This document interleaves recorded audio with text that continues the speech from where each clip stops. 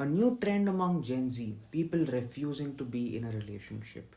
They don't date, they just vibe. And yet somehow they manage to have a heartbreak once every 6 months, presumably when the person they didn't want stops wanting them. Some say social media has set unrealistic expectations.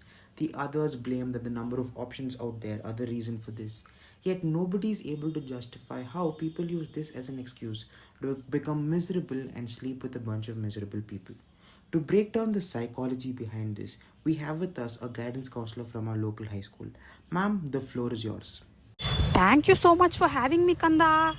Loving scenes and all, full psych it's becoming nowadays. When I was of age, by mistake I caught one boy's hand and then I cried for 2 days straight, thinking, Ayayo, Kalyana I have to do with this fellow now.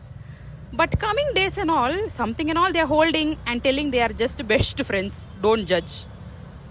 That is a very vulnerable memory that you chose to share with us, and thanks. I guess.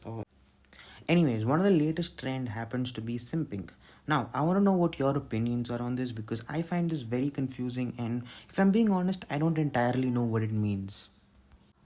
Ma, whenever I think of simpling, little bit jealousy happening for me. So much diarrhea in public they're doing, kasamusa.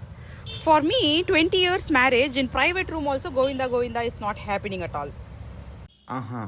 And on that note, I think we're gonna have to cut this interview short because you know. Hey, tu radio maga.